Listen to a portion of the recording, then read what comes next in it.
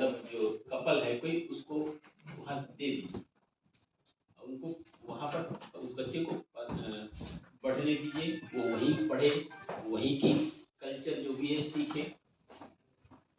आपका दूसरा बच्चा है किसी मुस्लिम परिवार में दे दीजिए, कोई कपल है उसको पाले पोसे। इसी तरीके से सिखों में दे दीजिए, और एक जो है सोकाल कट्टर हिंदू के यहाँ दे दीजिए, और उनको 18-20 साल में फिर एक बार इकट्ठा करिए। उनको बताइए नहीं कि कौन उसका बायोलॉजिकल पेरेंट है, ये नहीं बताइए। उनको इकट्ठा करोगे तो वो किसी खास जो बायोलॉजिकल पेरेंट है उसकी मान्यता कुछ और होगी, वो किसी और में विश्वास कर रहा हो। लेकिन उन चारों बच्चों से पूछिए कि आप किसको मानते हैं, तो वो कहेगा हम तो गुरु नानक साहब को मानते हैं, हम ईसा मसीह को मानते हैं, मतलब जो जहाँ हम मोहम्मद साहब को मानते हैं। तो इसका मतलब क्या है, ये आस्था एक अप्राकृतिक, प्राकृतिक वो है जो प्रकृति ने हमें दे रखी है, और ये हमें साजिशन हमारे अंदर पैदा की जाती है, जिससे कि हम उस तरीके की धारा को प्रवाहित करके हम उस समाज से अपना उल्लू सीधा कर सकते हैं। ये बहुत खतरनाक चीज है, हमें वैज्ञानिक सोच से काम करना चाहिए, आस्था में बिल्कुल बहना नहीं। और इसमें जो है पुरुषों में आस्था कम देखी गई, महिलाओं में बहुत ज्यादा है। वो सारा जो है बीमारी का ठेका उन्होंने ही ले रखा है, और अस्पताल हो ये सब पीछे वहाँ भगवान से ठीक कराएं, ये गलत है। आप लोगों को मिसगाइड किया जाता है, और आप जो है जितना धर्म की तरफ बढ़ेंगे अपने अधिकारों के प्रति उतना ही उदासीन रहेंगे। आप में वो जिज्ञासा नहीं रहेगी कि हमारे अधिकार और कर्तव्य दोनों ही होते हैं, कोई अकेला एक नहीं मिलता है, दोनों साथ साथ मिल सकते हैं। तो आपको जो है जब आप शिक्षित होंगे और वैज्ञानिक सोच होगी तभी कुछ सोचेंगे, नहीं तो भाग्य भगवान तो पता नहीं कब से चला आ रहा है, कुछ मिला नहीं मिला। तो एक और बात मैं बताना चाहूँगा कि मैं सोचता हूँ कि ये संसार में बाकी देशों के बारे में क्या मुझे नहीं मालूम, लेकिन यहाँ के बारे में आप जो है हर एक यहाँ पर उपस्थित सज्जन अपने माँ बाप के प्रति सोचें और देखें कि वो कितना पढ़े लिखे थे। तो शायद कोई ग्रेजुएट होगा, कोई 8वां होगा, कोई 10वां होगा, कोई बहुत मतलब पढ़ गया तो सुविधाएं मिल गई, पीजी होगा, शायद कोई पीएचडी भी हो। अब उस जनरेशन से और एक जनरेशन पीछे चले जाएं, वहां क्या स्थिति है, कोई बता सकता है खड़े होकर? नहीं, मुझे लगता है ज्यादा कुछ खास प्रोग्रेस नहीं हुई होगी, उसके और पीछे चले जाइए, ऐसे 20 पीढ़ियां पीछे चले जाइए, फिर सैकड़ों में चले जाइए, तो आपकी जो आपसे ठीक जो आपके पेरेंट्स हैं उनकी हालत क्या थी, और उससे और पीछे चले जाइए उनकी हालत क्या थी, 10 पीढ़ियां पीछे चले जाइए, 20 पीढ़ियां पीछे चले जाइए, क्या हालत थी। मैं मानता हूं कि ये पूरा जो है देश अंधकार में डूबा हुआ था, अंधकार में डूबा हुआ था, ये रियलिटी है।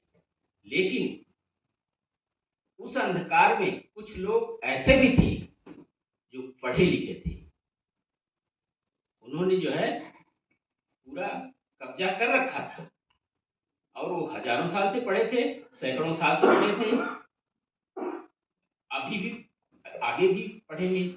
और कुछ समाज जो है बाइकाटेड था पूरा, कुछ नहीं, majority of the people they are boycotted from the education, बल्कि दंडात्मक कार्रवाई लिखी हुई है, आप लोग पढ़िए, पढ़ना चाहिए, संविधान जरूर पढ़ना चाहिए और मनुस्मृति जरूर पढ़ना चाहिए।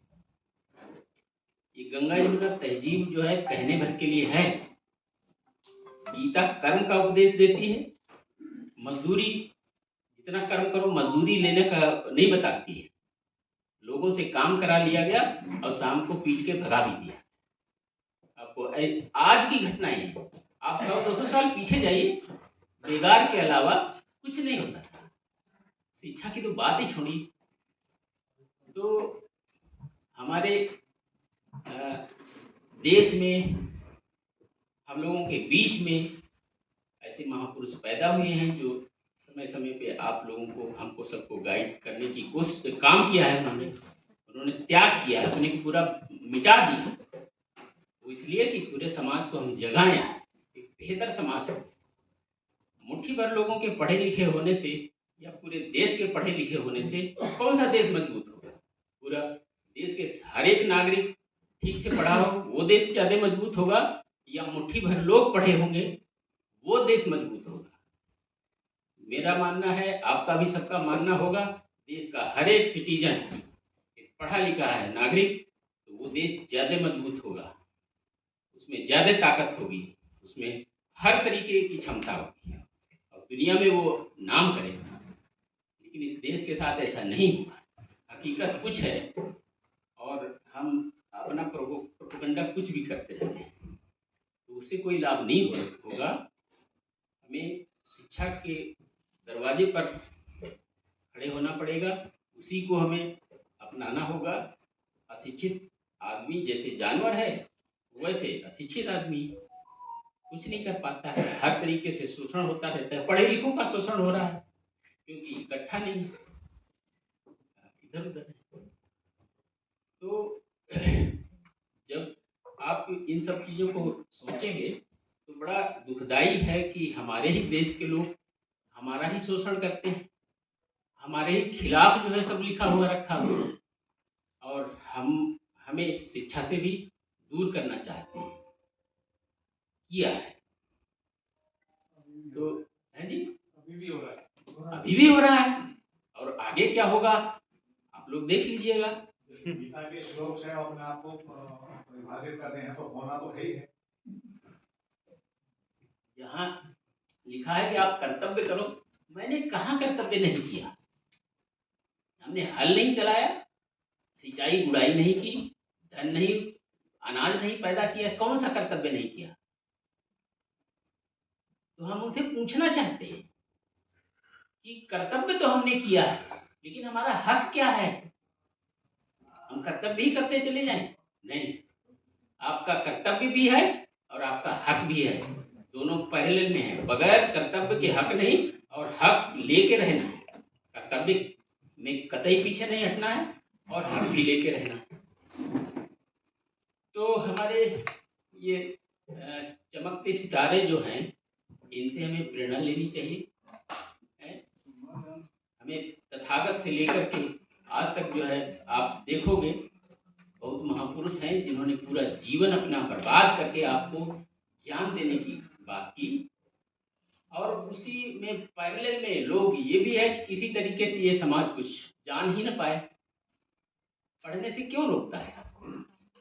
पढ़ लोगे तो आपकी इच्छा होगी, सारी चीजें पढ़ी जाएंगी, संविधान में भी पढ़ोगे और धार्मिक किताबें भी पढ़ोगे।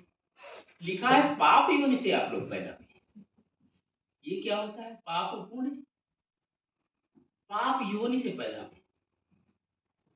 गीता का 9वां श्लोक का 9वां अध्याय का 32वां श्लोक पढ़िएगा, उसमें क्या लिखा है? शूद्र, नारी, ये सब पाप योनि, और जिसने लिखा वो भी वहीं से पैदा हुआ होगा। पता नहीं वो कैसे पवित्र हो गया। आप लोग सोचिए ना, दिमाग लगाइए। वो पवित्र लिखने वाला, उसकी पूजा होती है, और जिससे वो पैदा हुआ है वो पाप योनि से हो गया। वाह भाई वाह। तो ज्यादा क्या कहा जाए, बहुत कुछ कहने को होता है। किसी की आस्था या वही भड़क गई हो तो माफ करना, लेकिन हकीकत यही कि आस्था कुछ नहीं होती है। हकीकत होती है, फैक्ट्स होते हैं, और उसी के आधार पर दुनिया आगे बढ़ रही है। आस्था के आधार पर दुनिया आगे नहीं बढ़ रही, पीछे जा रही है, और जाएगी। आस्था हावी होगी तो दुनिया पीछे जाएगी, आगे नहीं जा सकती। इन्हीं शब्दों के साथ में